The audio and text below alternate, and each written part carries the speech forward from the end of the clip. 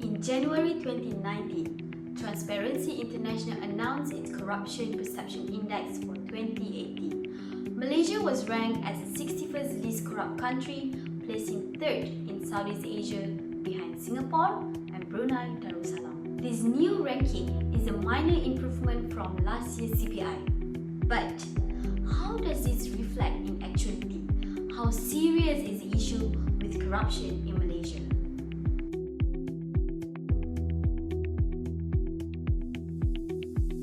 For the past 30 years, corruption has become a huge topic of discussion within our society, with such scandals always dominating the headlines. For example, in the 1980s, the first notable major corruption scandal hits Malaysia, with the Bumiputra Malaysia Finance being accused of corruption when it gave bad loans to 3 Hong Kong property speculators between 1979 and 1983. The scandal dragged on when BMF auditor Jalil Ibrahim was murdered when he was sent to investigate the matter in Hong Kong. To make things worse, the government of that time, led by then newly elected Prime Minister Tun Dr. Mahathir Mohamad, denied of any involvement with the scandal. No one was prosecuted. Meanwhile, throughout the 1990s, Malaysia Airlines were embroiled with the allegations of corruption after Tajuddin Ramli bought controlling stake of the government-linked company for a share price of 118% above market price. When facing bankruptcy, the GLC was bought by the government at a share price similar to when it was sold initially, which was alleged as an attempt by the government of that time to ensure the company to stay afloat for the construction of the then new Kuala Lumpur International Airport. However, these and all other past scandals combined would not be able to match with one of the most famous and convoluted scandal in the world, the case of One Malaysia Development Berhad, or 1MDB. It's the culmination of weeks of investigation into Malaysia's former Prime Minister. Many Malaysians watched in fascination as police conducted raids on properties linked to Najib Razak, hauling out what they said was millions of dollars in cash, boxes of luxury handbags, high-end watches and jewelry. It was all mounting evidence of what could be one of the country's biggest corruption scandals. Just imagine, billion of money just lost, just because of this particular person. And he is the main people who have been involved in 1MDB. There are a few of them, but he is the one who are in charge, who have been given power by the people. The case, brought to limelight by local and international media, involves some high-profile accusations against former Prime Minister Datuk Seri Najib Tun Razak's administrations concerning the amounted 42 billion ringgit debt of the company and the transfer of 2.6 billion ringgit into his personal bank account. An investigation launched by the United States Department of Justice also tainted the image and credibility of Malaysian government, while countless protests including the Bersih Rally series demanded for his resignation. Take your move! We go to the KLCC, we gather in the KLCC and we show the world! The scandal eventually contributed to Barisan Nasional's downfall during the 2018 general election, leading to the first change of government since the country gains its independence. So what happened today? We are having a lot of charge against all these politicians, and we see the nations are going backward, and people now complaining about this is not right, this is not good. They never voice anything during that time where the 1MDB have been misused for the personal gain. Is it because of they're scared of the government? Yeah, for sure. Who are going to be brave enough to voice it out if not the opposition at that time? You just imagine some of the prominent figures like AG, right? Some of them, they are from the what you call politician sides, who are questions about 1MDB. What happened to them? They've been sacked. This is what the corruption can affect.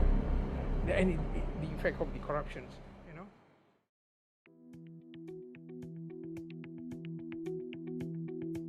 In 2014, Transparency International released the finding of its study pertaining to the public's perceptions towards corruption, with political parties being perceived as the most corrupt bodies, followed by the police and civil servants. However, corruption is not exclusive to those with power only. As September 2019, the Malaysian Anti-Corruption Commission reported that 995 people have been arrested for allegations of corruption for the year 2019 alone, with the majority of them comprised of normal civilians coming from both public and private sectors. So here comes the questions. Why do people become corrupted? Kadang-kadang apabila seseorang tu pendapatan dia rendah, ataupun kadang-kadang pendapatan dia okey, cuma dia hidup di luar kemampuan. Di luar kemampuan. Jadi dia tersepit dalam pembelanjaan hidup dia tu. Kadang-kadang sebab itulah dia meminta rasuah lah. Itu yang pertama lah. Yang kedua, birokrasi. Birokrasi di departmen-departmen ataupun jabatan-jabatan, contohnya kan, terlalu banyak sistem dan prosedur yang menyebabkan public tunggu lama, susah nak jumpa, nak buat urusan susah dan sebagainya. Kadang-kadang mereka menggunakan corruption ni untuk pemudahkan segala urusan yang dia nak lakukan. Dan ketiga, saya boleh bagi kat sini dari segi culture ataupun budaya. Sebab kadang-kala saya pernah jumpa juga kes-kes di mana berasuah tu dia tersepit sebab dia duduk di satu tempat atau satu jabatan yang kebanyakan orang di situ mengamalkan rasuah. Jadi kalau dia tak buat, dia kena pulau, ataupun dituduh sebagai hantu kepada SPRM dan sebagainya, sehingga kan dia rasa macam, sebelum aku kena tuduh macam ni, aku ambil sekali lah. So benda-benda macam ni kadang-kadang yang mempengaruhi seseorang itu untuk terlibat dengan rasuah. Dia rasuah ni sama dengan jenayah. So ada peluang wujud jenayah. Kalau tak ada peluang, tak akan wujud jenayah. So peluang tu ada. Kita tak boleh katakan semua orang yang melainkan. Dan keperluan selalu tak sama dengan sara hidup apa semua kan. Sara hidup masing-masing dengan keadaan harga barang, taraf hidup yang orang kata tinggi dan mendesak di bandaraya dengan gaji yang kecil. Jadi dia bila ada peluang macam tu, berlakulah dia. Itu yang kita nampak macam yang kecil-kecil macam tu. Di dunia perniagaan, dia tak main RM10, RM20. Saya bagi contoh. Kalau orang nak dapatkan tender, kalau kita, ini dunia perniagaan. Kalau you lurus menghantar tender untuk mohon ni dengan cara lurus saja, you tak akan dapat perniagaan, you tak akan dapat tender. Faham? Orang tak pergi secara terus bagi duit. Ni kalau saya dapat ni, dia akan berupa tiket melancong, sponsor main golf, apa lagi, semasa hari raya. Tapi bila dia win-win situation ni, dia tak berbunyi tau. Dia tak berbunyi. Saya dapat projek, you untung sikit, saya untung sikit. Ini dia tak berbunyi. Kecuali bila terlampau tekan, dia akan bunyi. Dunia bisnes. So, the main factors that pushes someone to become corrupt both rely on the individual financial status and the very system that they're working in. These factors do seem in line with the status quo in Malaysia, with the issues of poverty becoming more rampant day by day in the wake of today's much more challenging economy. However, such challenges are not an excuse to break the law. Yes, the law. As for today, Malaysia do have multiple laws being enacted to assist with the effort to combat corruption.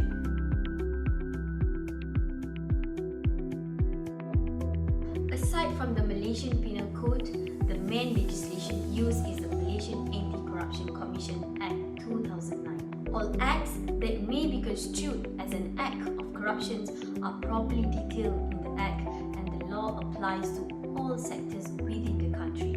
At the same time, to protect the reporters as well as ensure constant flow of information relating to the corruption to the MACC, the Whistleblower Act was legislated to give the whistleblowers the proper cover-ups and protections against the risk that occurred from such reporting.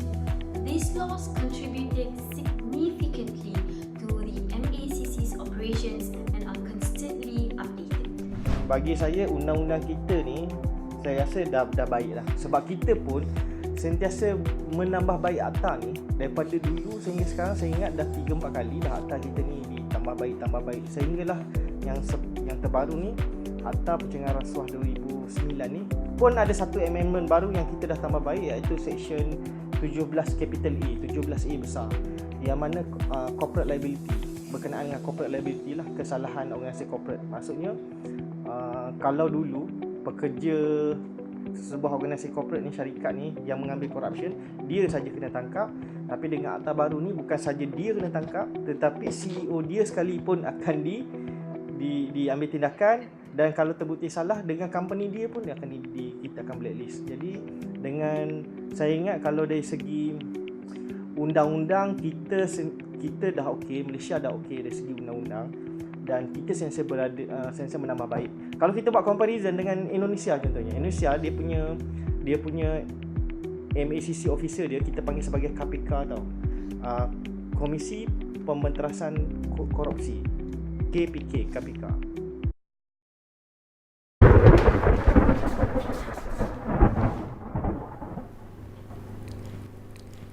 Ramah, sampai kapanpun jangan pernah jadi pembohong. Soalnya kalau Rama bohong, nanti nggak punya temen. Janji? Oke. Pemirsa, menanggapi Indonesia yang akhir-akhir ini sering dilanda banjir, Kementerian Lingkungan Hidup dan Kehutanan mengadakan sosialisasi peduli lingkungan hidup. Dan dalam sosialisasi tersebut dijelaskan macam-macam penyebab banjir, seperti tidak adanya penyerapan air hujan, banyaknya penebangan liar, dan juga alih fungsi lahan ilegal. Ini Pak, ada titipan dari Bapak. Maaf, saya nggak terima ini. Gini loh Pak, ini memang jatahnya Pak Sardi. Teman-teman udah pada nerima kok. Pergi. Ayolah Pak, Pak Bupati itu lagi baik sekarang. Pergi.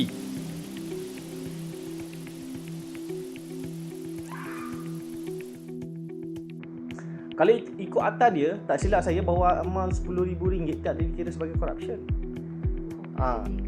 Dia ada figure dia. Sebab tu dia sentiasa go for the big cases, sebab dia punya pegawai dia pun tak cukup. Macam kita juga, pegawai dia untuk cover satu Republik Indonesia tu, saya ingat saya 500-600 orang je.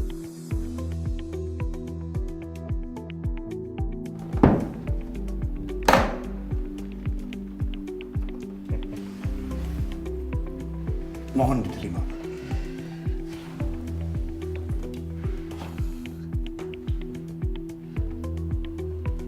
Thus, we have good laws and a strong commission to enforce the laws. However, it must also be reminded to the public that corruption begins with the mind.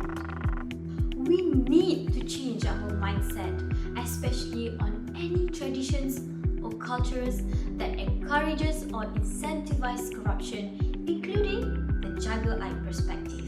It is our responsibility as a citizen to obey the laws and provide assistance where it is necessary in order to ensure peace and harmony within our society. Say no to corruption.